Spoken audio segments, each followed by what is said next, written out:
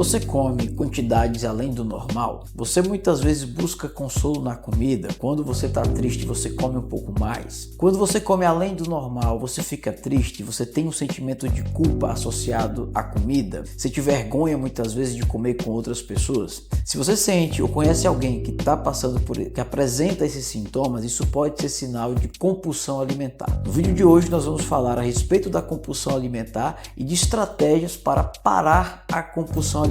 Se você está sofrendo com compulsão alimentar ou conhece alguém que está passando por isso, acompanhe no vídeo de hoje. Mas antes disso, meu nome é Márcio Passo, sou médico nutrólogo e semanalmente eu estou trazendo conteúdo aqui no YouTube acerca de algum tema ligado à saúde. A compulsão alimentar é uma doença psiquiátrica, um distúrbio psiquiátrico em que o paciente ele come além do normal. Ele come grandes quantidades de comida além do que comeria numa situação normal em um curto período de tempo, associado a um sentimento de culpa, de vergonha e perda de controle. O paciente não consegue dizer não.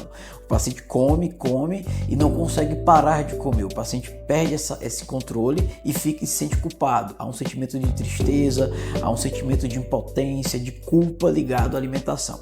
Importante também salientar que no quadro da compulsão alimentar, o paciente não exerce um comportamento punitivo, diferente da bulimia, em que o paciente vomita, o paciente induz o vômito. Na compulsão, o paciente ele tem aquela sensação de culpa, mas ele não exerce algum evento, algum comportamento de punição associado ao fato. É uma condição que infelizmente atinge milhões de pessoas. Acredita que de 1 a 5% da população mundial sofre ou sofrerá com algum quadro de compulsão alimentar. O próprio estresse, a própria ansiedade está ligada à compulsão e é muito comum o paciente buscar um refúgio na comida frente ao estresse. Então está passando por uma situação de tristeza, está passando por uma situação de estresse no dia a dia, o paciente busca na comida se aliviar dessa tensão. Isso porque a gente sabe que o excesso de carboidrato ele libera dopamina, ele libera serotonina, que são neurotransmissores ligados ao bem-estar. Essa sensação de bem-estar o paciente acaba buscando na comida. Só que a comida não vai resolver o problema do paciente, a comida não vai resolver a situação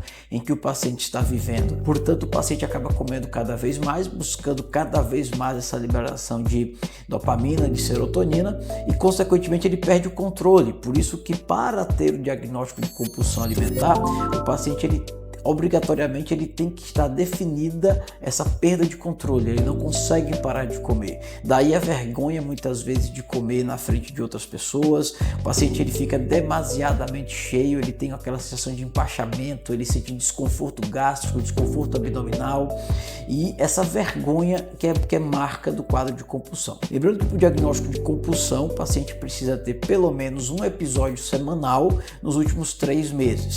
Então não é também qualquer episódio isolado de ansiedade, não é qualquer situação de ansiedade que vamos configurar um quadro de compulsão. Importante também salientar isso porque muitas vezes o paciente está passando por uma situação de estresse eventual, episódica, diria até rara, e o paciente busca consolo na comida por conta de tudo que eu acabei de falar, de dopamina, de serotoninas e tal, que são liberadas. Mas isso não é classificado como um distúrbio psiquiátrico, uma vez que são episódios bem isolados. Para o diagnóstico, de fato, é importante um episódio por semana nos últimos 3 meses. Mas existem sim estratégias para a gente poder controlar isso. É importante o acompanhamento com o psicólogo, é importante o acompanhamento com o nutrólogo e em casos um pouco mais delicados, a gente também entende que o psiquiatra tem a sua importância no tratamento. É importante entender que por ser um distúrbio psiquiátrico, por ser um distúrbio psicológico, existem terapias comportamentais, psicoterapias, terapias cognitivo-comportamentais que visam trabalhar a questão mental, trabalhar a questão do estresse, trabalhar a questão dos gatilhos. É importante que eu, junto com o paciente, junto com o psicólogo, procure diagnosticar quais são os gatilhos que levam àquele quadro de compulsão. É o trabalho, é a família, é o estresse, qual é a situação que desencadeia aquele quadro de compulsão, que leva o paciente a buscar refúgio na comida, que leva o paciente a buscar comer para ter essa sensação de bem-estar, o que gera outros conflitos. Naquele momento o paciente se sente bem, naqueles microsegundos o paciente esquece do problema por toda a liberação de dopamina, de bem-estar que a comida gera, mas logo em seguida o paciente volta a passar pela mesma situação, buscando mais uma vez consumir um outro tipo de comida, envolvendo um círculo vicioso em que o paciente não para de comer, vai engordando cada vez mais, isso vai gerando uma síndrome metabólica, vai gerando um quadro de obesidade, o paciente vai gerando outros problemas de saúde decorrente desse excesso de comida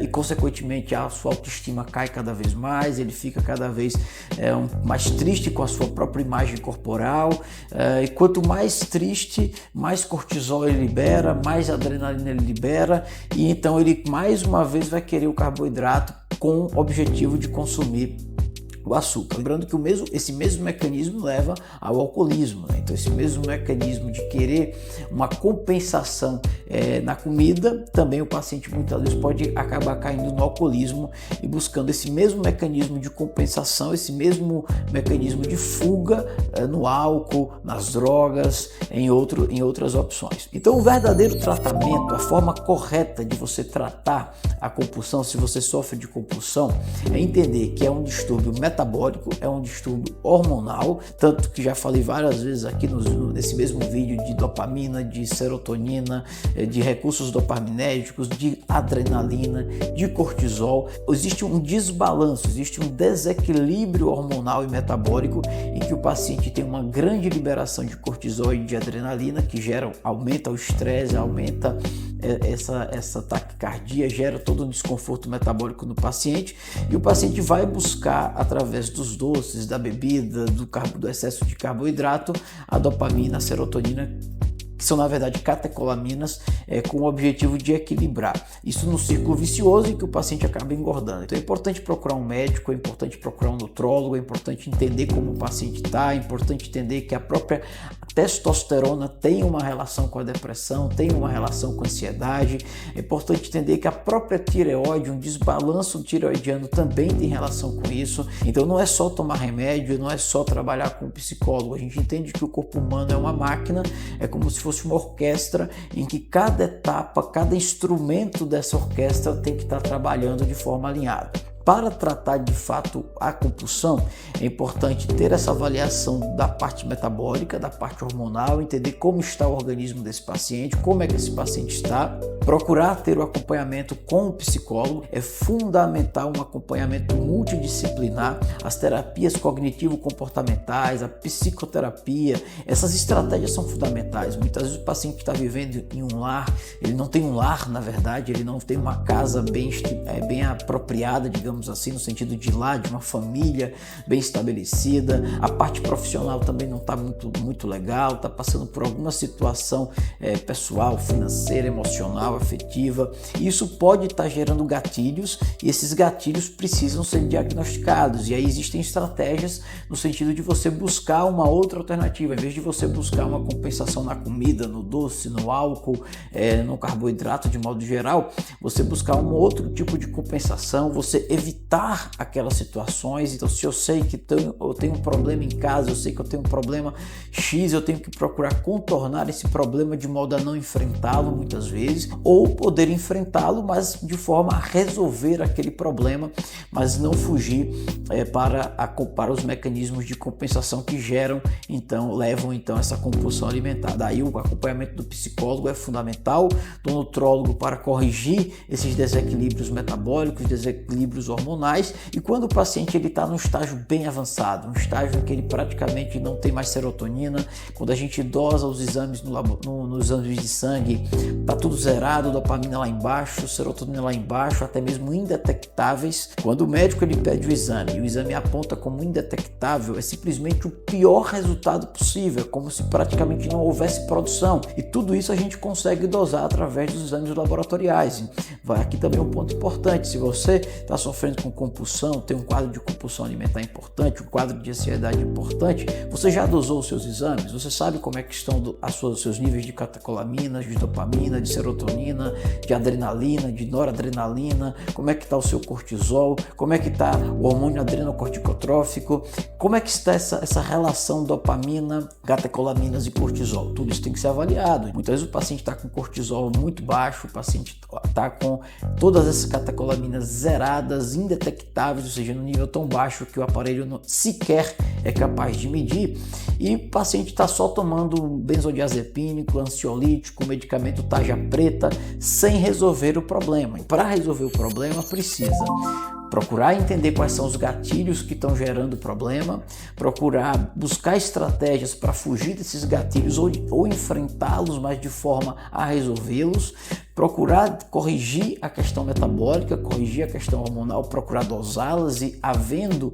essas questões, havendo esse desequilíbrio, procurar corrigi-los, mas também entender que a tireoide tem um papel importante, a testosterona tem um papel importante. Posso até deixar aqui o artigo que fala da importância da testosterona, inclusive no tratamento da ansiedade. Então existe toda uma literatura médica que avalia e confirma a importância da correção metabólica e hormonal no tratamento da ansiedade. Mas quando o paciente está no estágio muito avançado de ansiedade, já está no estágio muito avançado de compulsão, lembrando que a compulsão é um tipo de ansiedade, precisa também do acompanhamento com o médico psiquiatra, precisa também do acompanhamento da medicação tarja preta, benzodiazepínico, antidepressivos e tal. Então, resumidamente, como você vai tratar a ansiedade? Você vai procurar um médico nutrólogo, você vai procurar fazer um check-up, o médico vai avaliar sua queixa, o médico vai te pedir uma bateria de exames. Tudo isso que eu te falei tem como ser avaliado através de exames laboratoriais de forma objetiva. Não estamos falando aqui de forma subjetiva, mas de forma concreta, de forma objetiva. Tudo isso será apontado nos exames de sangue, mas é importante que o médico faça essa correlação entre a sua clínica, entre a sua queixa e o que o exame está apontando. Foi apontada uma carência, foi apontada uma deficiência, o médico irá corrigir. Atrelado a isso, associado a isso, você vai procurar um psicólogo, através das terapias cognitivo-comportamentais, psicoterapias e tal, ele vai procurar identificar quais são os gatilhos, ele vai procurar identificar o que é que está gerando esse quadro de ansiedade, qual é a situação estressante que você está vivendo, que está te levando a buscar auxílio na comida, e vai te ajudar a buscar alternativas de modo a você sair da comida, buscar um outro mecanismo compensatório. Em vez de você estar buscando recompensa na comida, vamos procurar buscar recompensa em outro mecanismo, em outro caminho. E se o seu quadro for um quadro muito grave, em que a gente não conseguiu resolver necessariamente com acompanhamento nutrológico, com acompanhamento psicológico, o psiquiatra é fundamental, ele entra um papel importante. Dessa forma você vai conseguir controlar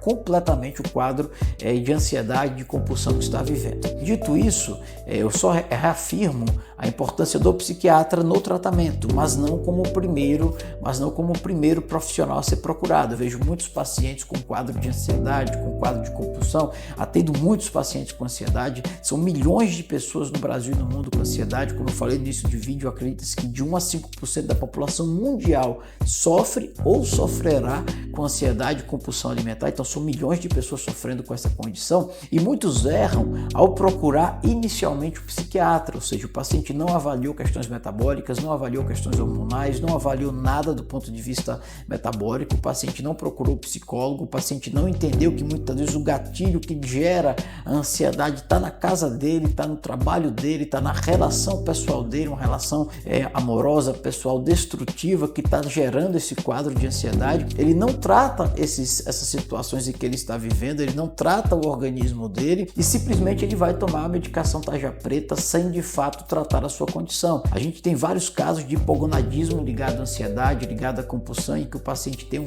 uma deficiência de testosterona, além de tudo que eu falei aqui ao longo do vídeo que tem que ser avaliado. Então, quer tratar de fato o quadro de ansiedade e de compulsão alimentar, procure um psicólogo, procure um nutrólogo, e se o quadro for realmente grave, o psiquiatra é fundamental também no processo. Se gostou do vídeo, curta, compartilha, passa para mais pessoas. Muita gente, infelizmente, está sofrendo com compulsão e fazendo um tratamento não tão adequado, e que esse vídeo com certeza vai contribuir na vida de muitas pessoas. Em breve, mais vídeos.